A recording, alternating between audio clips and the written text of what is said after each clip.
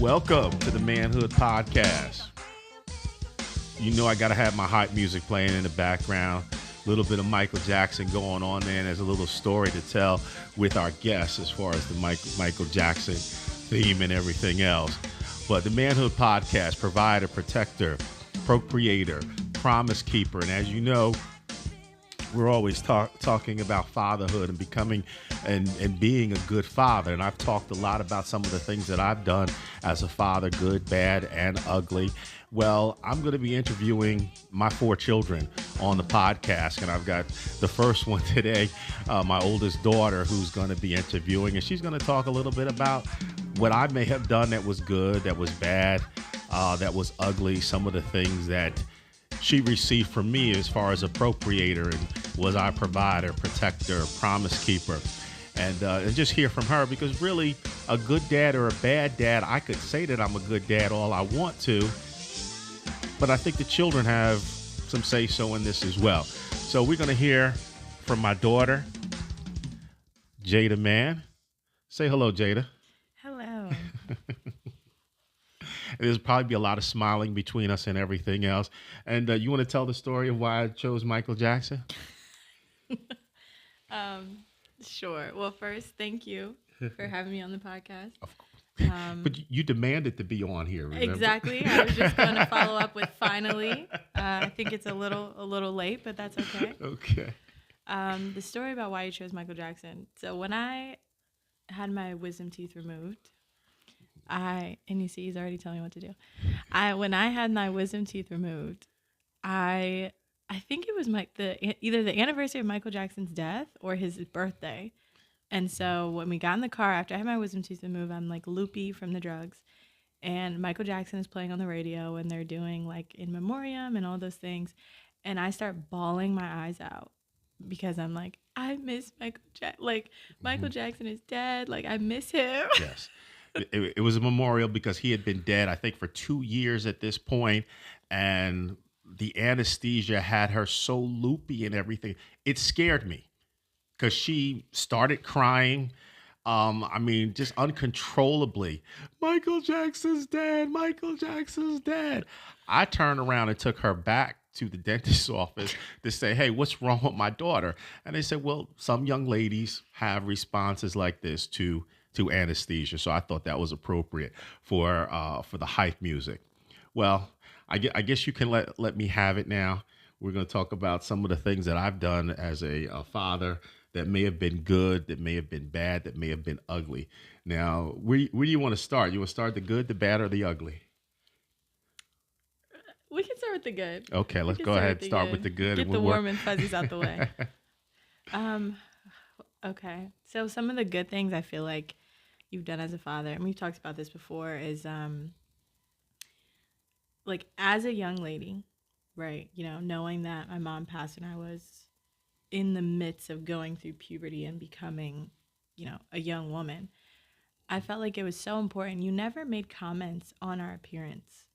Like there were never, you shouldn't wear that.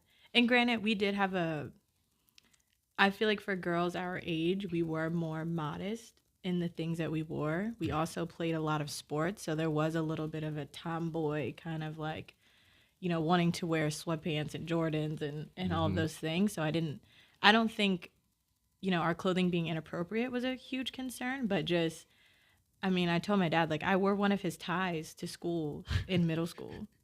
And there was never any like, why are you doing, what do you have on? Why are you doing that? Like we were always allowed freedom of expression when it came to our, how we dress. And I think that first feeling of being able to express ourselves through clothes has made me and my sister the creative like artists that we are today. Like there was never, our creativity was never stifled. Yeah, from a very young age. That was important to me. Even the things that you want to do, I try not to tell you no.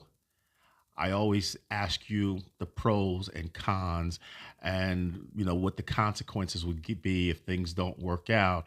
And are you willing to take those consequences? And I think those are lessons that you learn that help you become an adult. We talked a little bit about that, and you had some thoughts about that style of parenting. I mean, I think it works. I think Mhm. it's hard to understand in the moment, like as a young adult, as a child. Like, I remember something that sticks out for me, and that, like, now I'm a mentor and I work with young girls and I, give advice to even women that are close, like my peers, is like one story that I always remember. I wanted to play lacrosse. And I think it was you and mom that kind of got me into this. But I wanted to play lacrosse. I didn't know anyone that played lacrosse. I didn't know anyone in my family that played lacrosse. I didn't know anyone that looked like me that Mhm. played lacrosse. But it's something I wanted to do. And I think like you guys got me a stick from the dollar store, from Walmart or Right. something. Mhm. Not in regulation for the sport, not Mhm. even really even close to the type of stick that they actually use. Uh-huh. But you said, look, if you go out and you practice for 30 days straight every day, I'll sign you up to play lacrosse. Yeah. And I did. Yeah. And at the Yeah. time, I thought it was so unfair. Like, I want to do this. I'm telling you, I want to do this. Mhm. But it taught it taught me, and my sister, that like you have to be dedicated. You have to be consistent. Like, you can't just sign up for something and spend the money and think that I'm gonna spend the time driving you to practice Right. if you don't show up and Mhm. practice on your own first. Yeah. So the only thing I knew about lacrosse at the time was boys lacrosse. And usually football players are playing boys lacrosse because it's a very, very rough and tumble sport. And at the time, I can't remember how old you were. You like to get your nails done. You like to get your hair done. And I'm saying to myself, she ain't gonna like this thing. She ain't gonna want to get her hair dirty. She ain't gonna want to get her nails broken and everything else.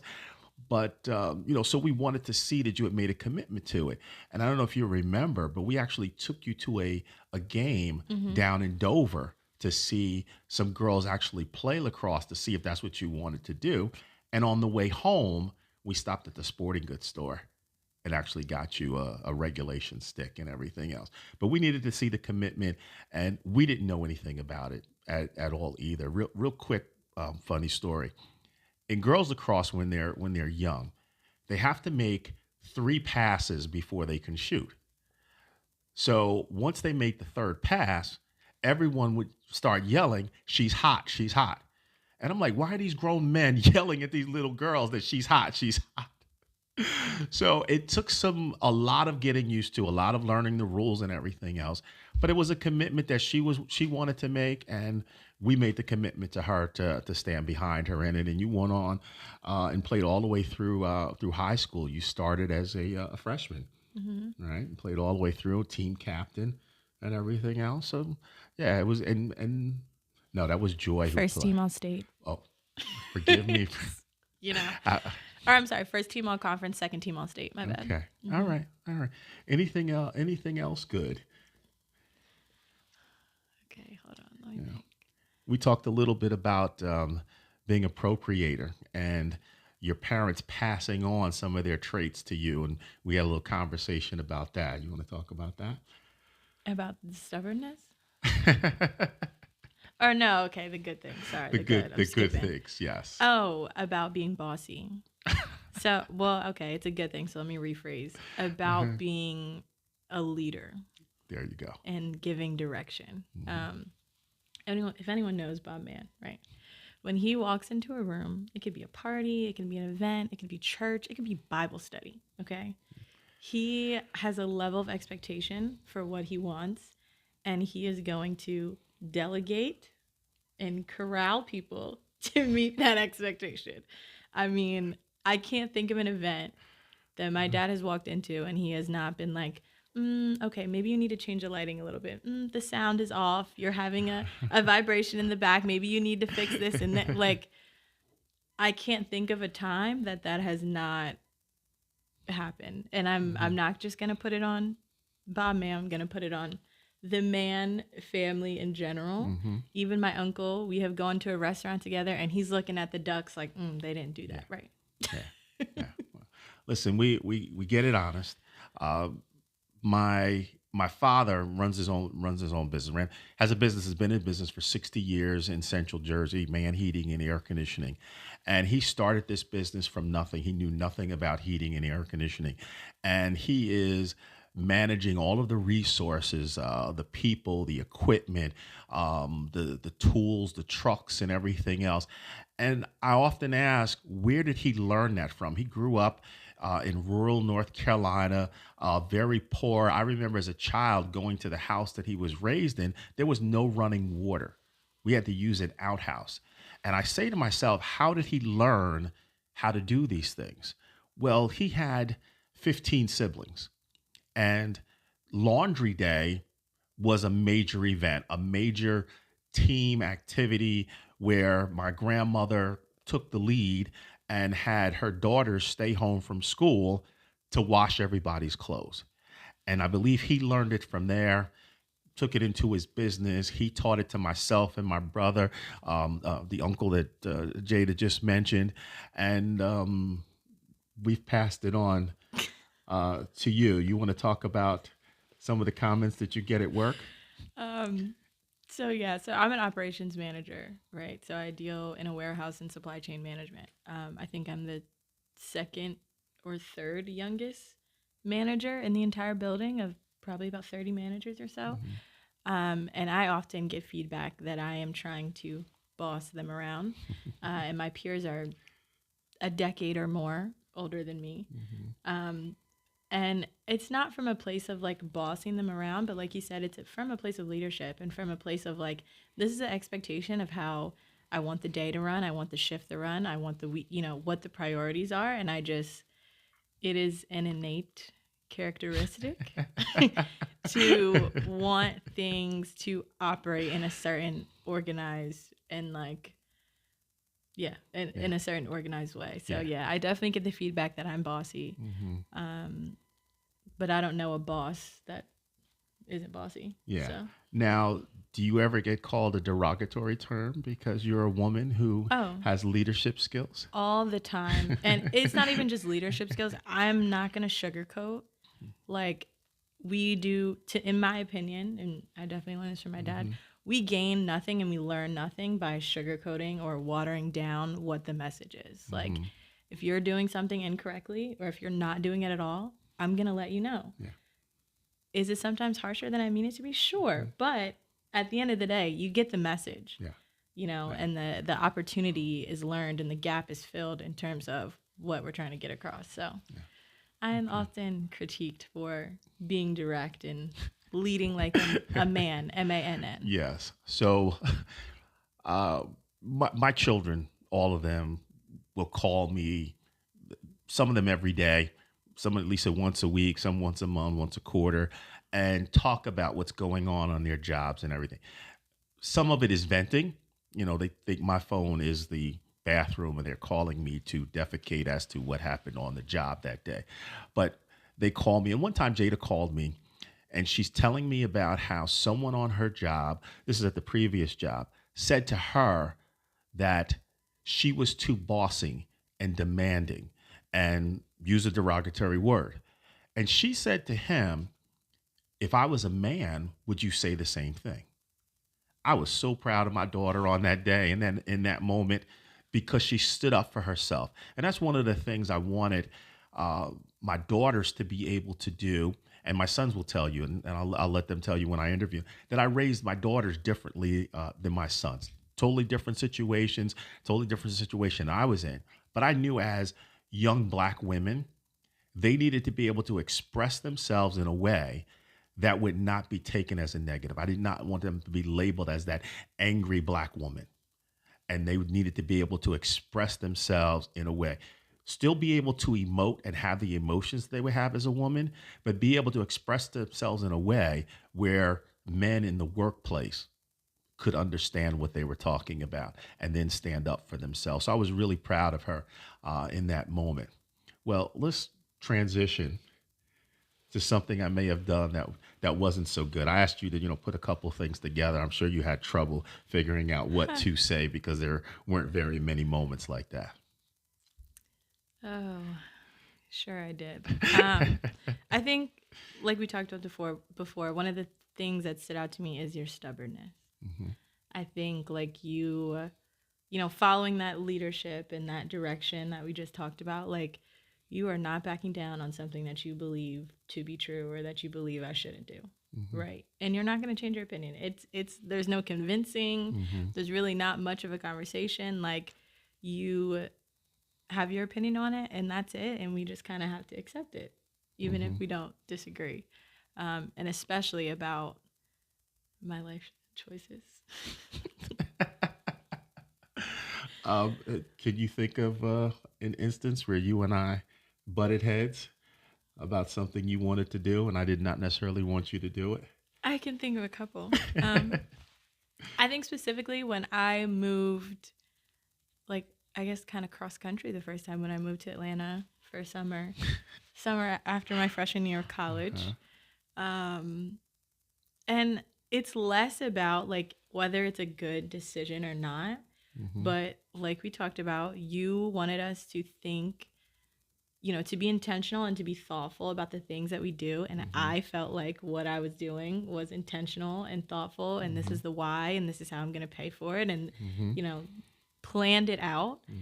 And for you to still be like, I don't think this is a good decision, even after I've moved. I think I've been there for a month already. And you were like, you need to come home. It's like, okay, the decision is made. Like, I understand you don't like it. I understand you're upset about it, but we have to move past that and now work with what we've got.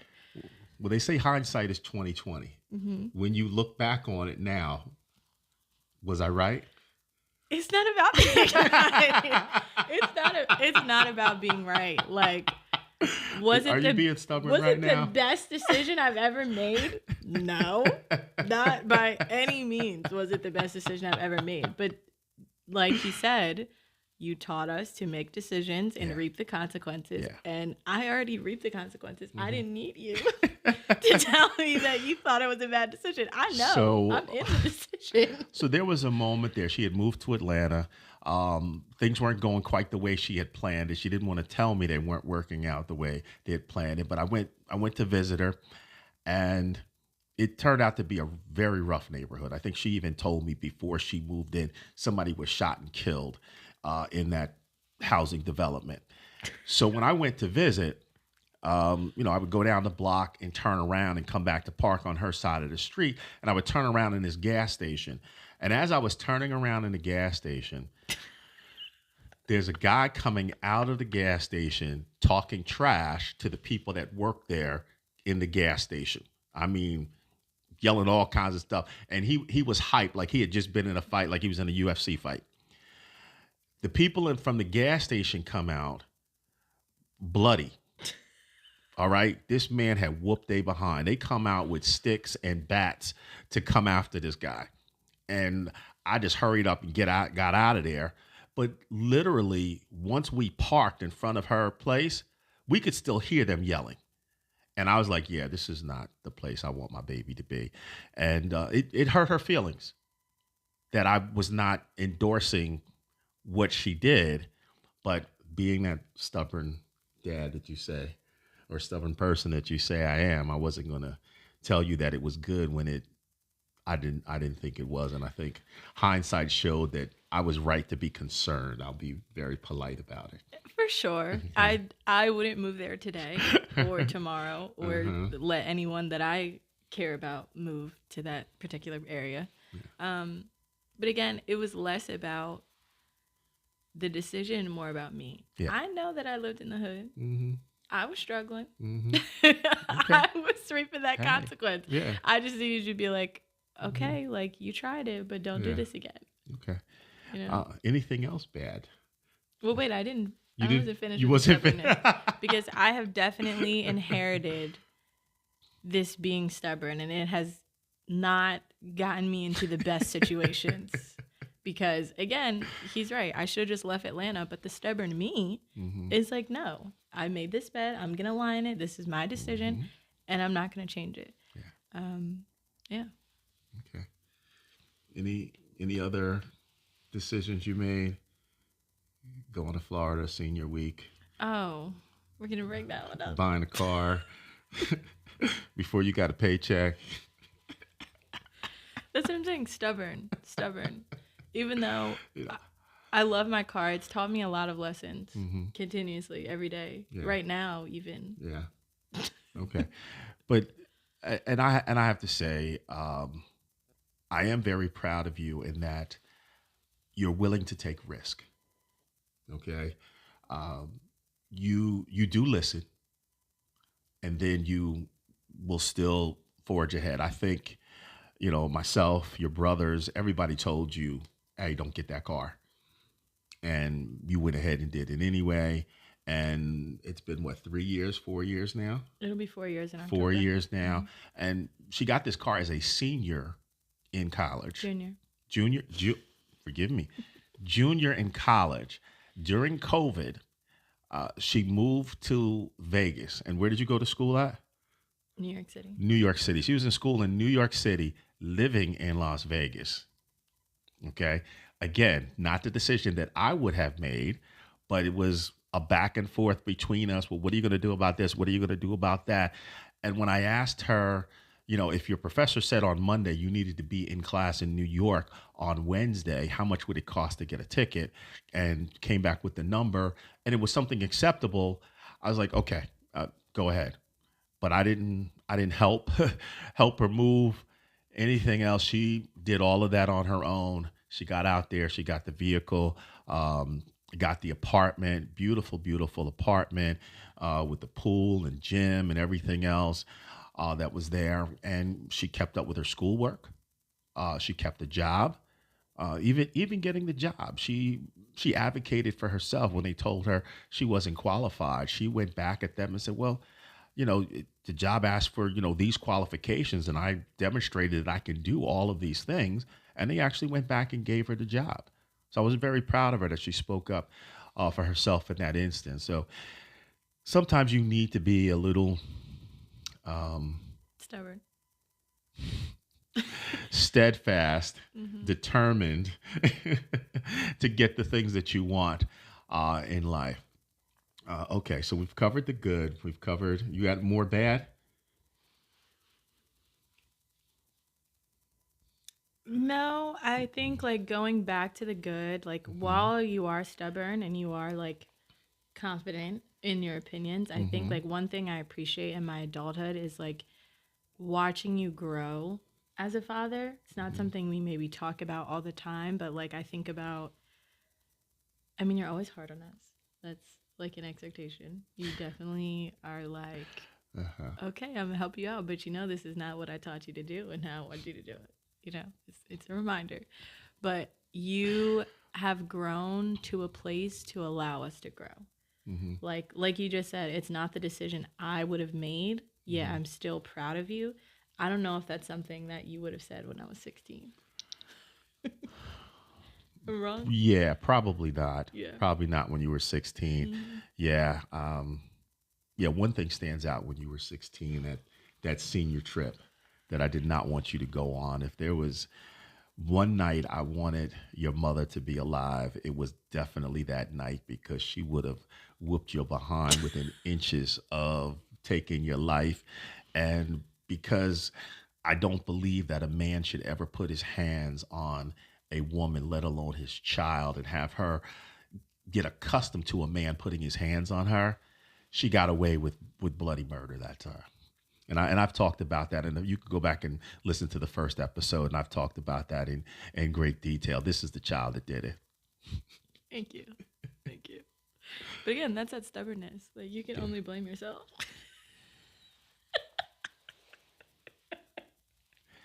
So, as far as being a procreator, reproducing yourself and others, um, Jada has taken on a lot of attributes from me.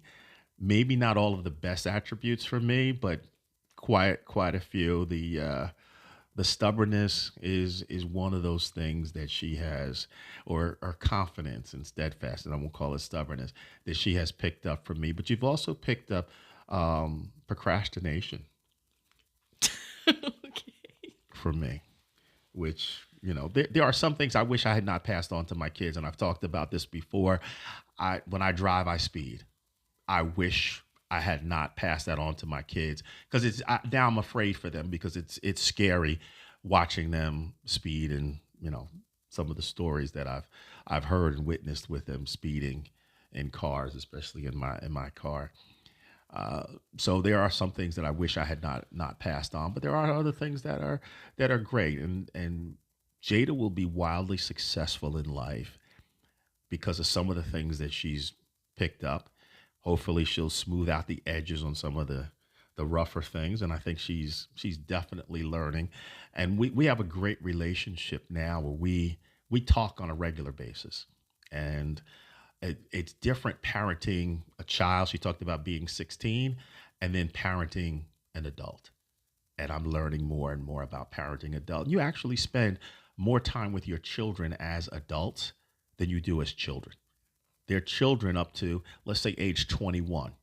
And if you live a good long life, you may know them as adults from, maybe 40 years. If I was 40 when she turned 20, I could live to be 80 and know her as an adult for 40 years. So it's much, much longer. And I don't think we spend enough time talking about parenting as adult. Anything else you want to add before we close out? Can I ask you a question? Sure. What do you think is, I'm not going to say easier, but what has been more challenging, parenting us from children or parenting us as adults? I'm going to say me. Okay. All right. It's definitely more expensive as an adult. Okay. Okay. And we'll leave it at that. Wait, it doesn't balance out? I'm saying between like regular just eating, travel across, shopping. It's more expensive as an adult. Well, let's say, okay, you're saying there it's like death by a thousand cuts when you're young because you're It's so always many doing things. something, and then but when you're an adult, it comes in The price tag's bigger. the price tag is bigger. It's a one-time price tag, but it's much much bigger than that. But I think it's more rewarding as an adult because we can have conversations and talk about different things. Yeah. Okay. Listen, folks, thank you for listening to the Manhood Podcast. You can watch us on YouTube. You can listen wherever you get your podcast, Apple Podcasts, Spotify, wherever it may be. Once again, thank you for listening, and I hope this has helped you understand your father, become a better father, and anything that has to do with fatherhood. I hope this has helped you. Thank you.